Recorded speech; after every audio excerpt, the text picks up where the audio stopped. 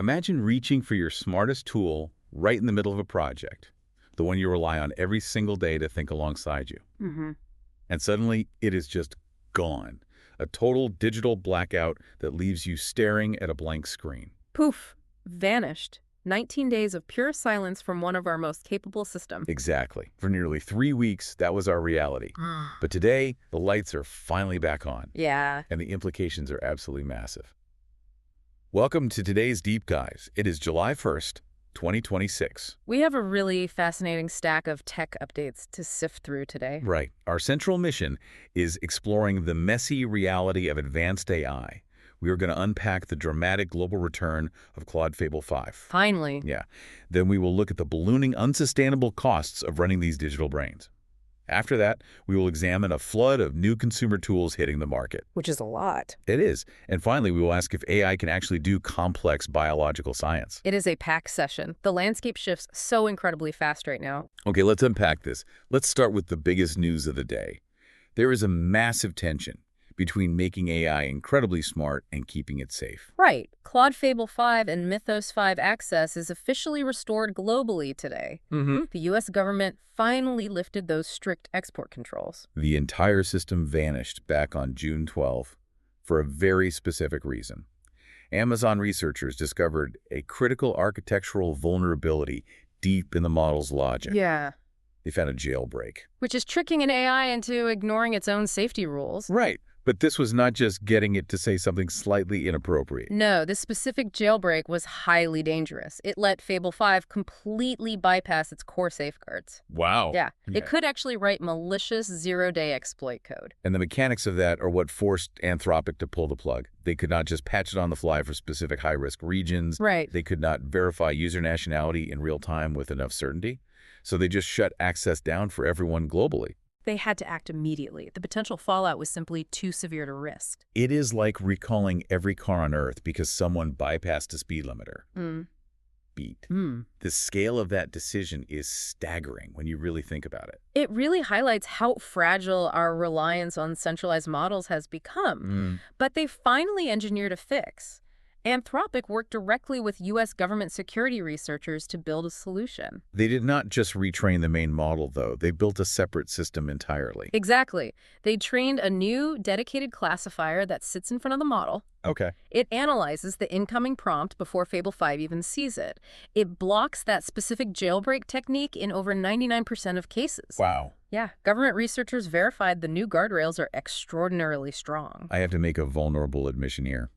I still wrestle with prompt drift myself. Oh, sure. Getting these models to do exactly what you want safely is incredibly hard. You give it a rigid set of rules, but it slowly loses focus.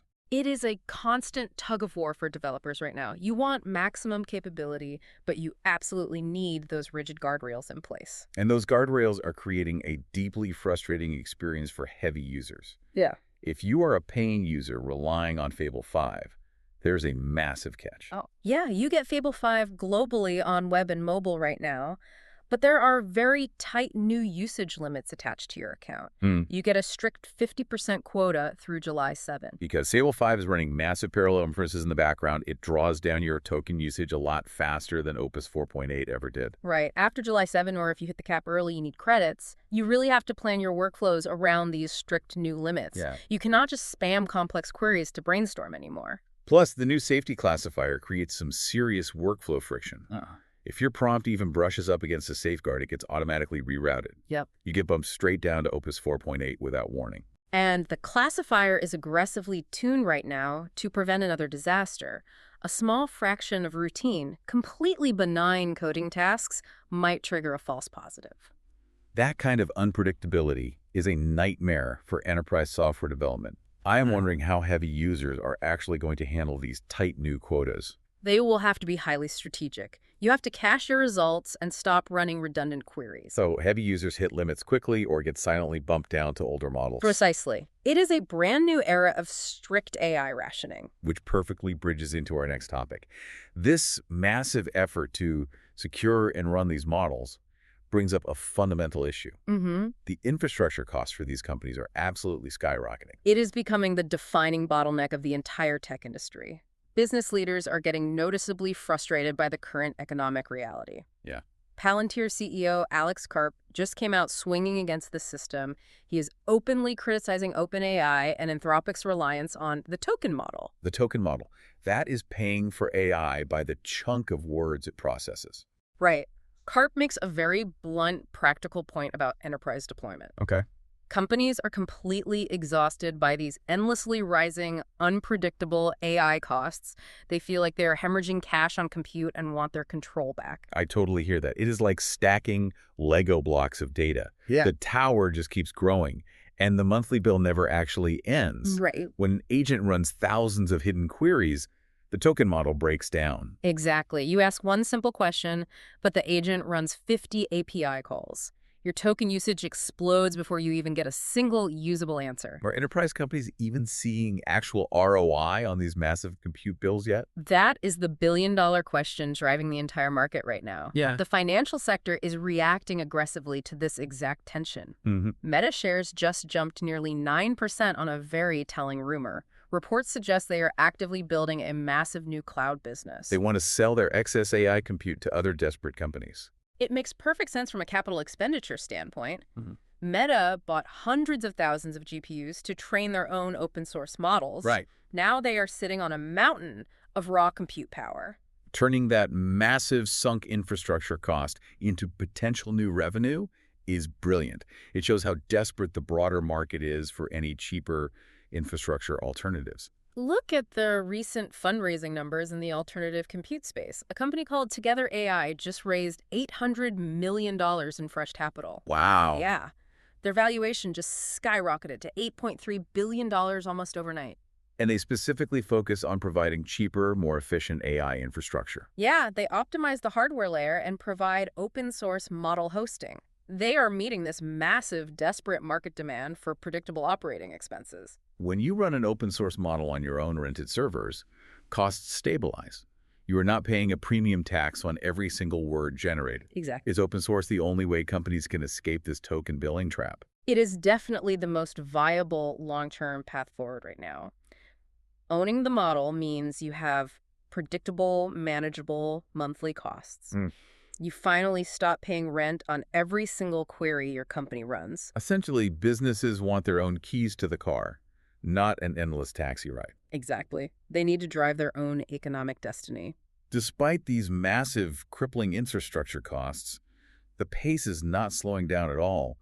Tech companies are churning out new tools at an absolute blistering pace. Oh, yeah. They have to release constant updates just to justify the capital spend. It is an absolute flood of new capabilities hitting the market this week. We are seeing a massive transition toward fully autonomous digital workers. Here is where it gets really interesting. Looking at all these new tools, it feels like we are about to drown. I cannot imagine manually managing a dozen different bots just to get through work. That is the secret, though. They are designing these tools to eventually orchestrate themselves without you. Let's look at the underlying thread connecting all these new software releases. It is all about moving from text generation to cross-modal synthesis. Right. NotebookLM just dropped video overviews, and the mechanics are fascinating. They take complex source documents and synthesize them into 60-second clips. Wow. It generates relevant images and voiceovers perfectly synced to the core concepts. Doom scrolling finally becomes somewhat educational. Making doom scrolling educational is a brilliant psychological pivot for consumer tech.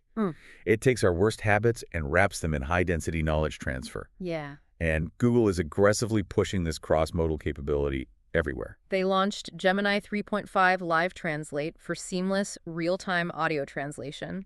They teased deep Gemini integration coming natively in Android 17, and they introduced the new Google Home speaker built entirely around Gemini's architecture. They are not just launching apps anymore. They are baking the AI directly into the operating system layer itself. Exactly. And the models driving these features are becoming incredibly powerful. Claude Sonnet 5 is officially out, and it is a major leap forward.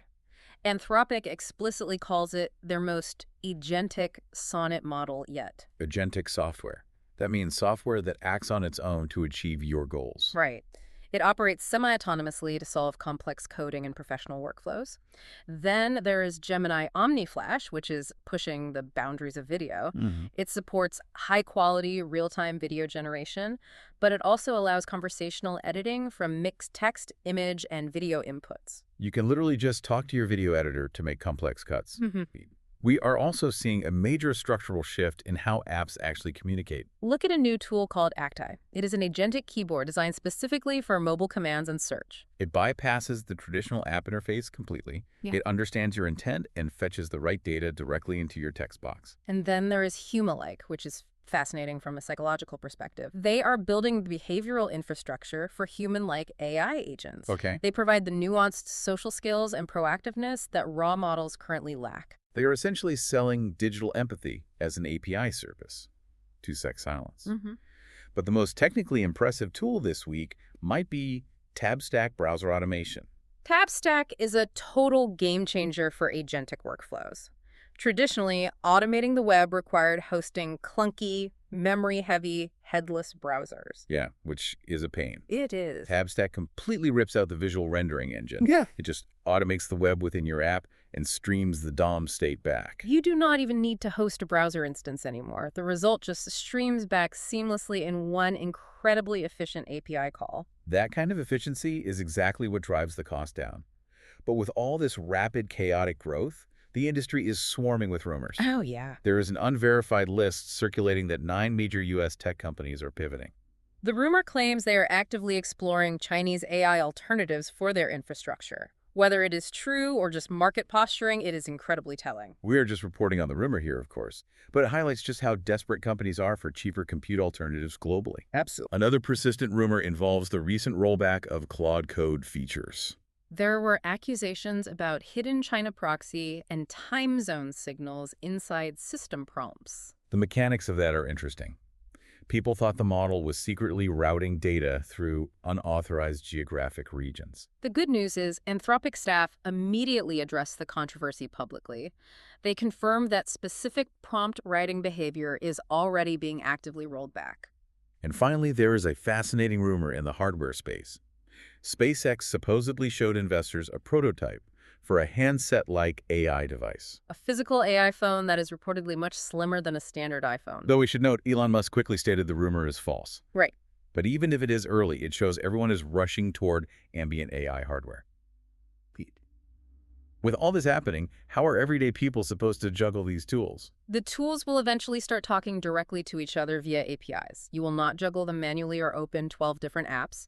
You will just give high-level goals, and the agents will orchestrate the messy details. We're moving from typing manual commands to just supervising AI assistants doing the work. That is the exact future we are rapidly speeding toward. Sponsor.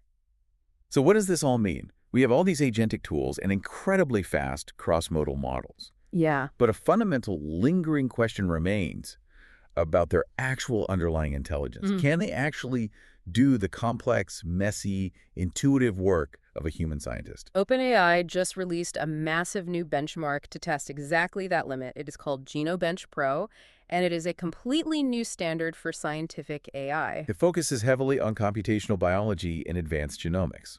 But it goes far beyond standard multiple-choice logic tests. Right. It actively evaluates something researchers call research taste. Research taste. That is the intuition to pick the right path through messy data. It is not just about memorizing static biological facts from a textbook. It is about making complex judgment calls when the data contradicts itself. Real-world science is incredibly messy, full of ambiguity and constant false signals. The benchmark features 129 incredibly complex, multi-layered problems. They span across genomics, translational medicine, and deep quantitative biology. Okay. The models are not given a clear path to the answer. They must independently figure out how to structure their own analytical approach. And the mechanics of how an AI simulates that intuition is fascinating. It relies on probabilistic weighting of massive data vectors. Yeah. It has to look at a messy genome sequence and make a choice. It has to actively distinguish between actual biological phenomena and just statistical noise. That is notoriously difficult because sequencing machines inherently produce random technical errors. A human researcher knows to ignore an artifact because the machine runs hot. How does an AI learn that implicit, undocumented contextual knowledge? Exactly. OpenAI had 82 of these questions rigorously reviewed by external domain experts. They needed to verify they actually represent real-world laboratory conditions. The human reviewers came back with a striking estimation of the difficulty. They concluded that a single problem would take a trained expert days to solve. Yeah, roughly 20 to 40 hours of dedicated cognitive labor per question. 2-sec silence. That is a massive amount of sustained human effort. How did the models actually perform under that kind of intense pressure? OpenAI's new GPT-5.6 Sol model currently leads the pack. In its advanced Pro mode, it hit a 31.5% pass rate. Claude Opus 4.8 came in second, hitting 16.0%, and Gemini 3.5 Flash trailed behind at just 8.1%. A 31.5% pass rate is certainly an interesting milestone, but there is still a massive glaring gap between that and actual scientific reliability. Oh, for sure. The data confirms they're not capable of replacing human scientists for autonomous research yet. Whoa. Imagine scaling that kind of analytical power to 1 billion queries. Even at a 31% success rate, the sheer volume of discovery is staggering. It really is. It could trigger an era of scientific breakthroughs entirely unprecedented in human history. For transparency, OpenAI is open sourcing a subset of these complex benchmark questions. Independent verification is absolutely crucial when evaluating these massive proprietary claims. Beat. Is 31.5% actually impressive for a machine given that 40-hour human time frame? Absolutely. It fundamentally alters the math of scientific research. A human takes a whole week to either fail or succeed at one problem. Yeah. An AI runs the simulation in mere minutes. The iterations happen so fast, the successful discoveries compound incredibly quickly over time. Right. They fail often, but when they succeed, they save entire work weeks. Exactly. It completely changes the underlying pace of biological discovery. We have covered a massive amount of complex ground today. Let's pull back and look at the broader trajectory of where this is heading. If we connect all these individual updates, the bigger picture is truly fascinating. We are watching AI evolve in real time right in front of us. It started as a deeply fragile, easily manipulated system, one that required government bans and massive, incredibly expensive server farms just to operate safely. And now, it is slowly transforming into a highly capable, semi-autonomous entity. It is actually beginning to develop the probabilistic intuition to pass graduate-level genetics exams. It is a very messy, very chaotic transition period for the industry. The compute costs are unsustainably high, and the agentic tools are proliferating wildly. Yeah. But the underlying capability of these models is completely undeniable. We are actively building our future digital colleagues right now. Which leaves us with a final, slightly unsettling thought to mull over. If an AI can be reliably benchmarked on its research taste, if it can navigate the noise to answer incredibly complex biological questions, what happens when it develops a taste for questions we have not even thought to ask yet? That is a thought that will definitely keep you up at night. Thank you for joining us for this deep dive session. Remember to check your usage credits before your agents drain them. Good luck with that. Stay curious out there. And be sure to subscribe for our next session. Out T-Ro-O Music.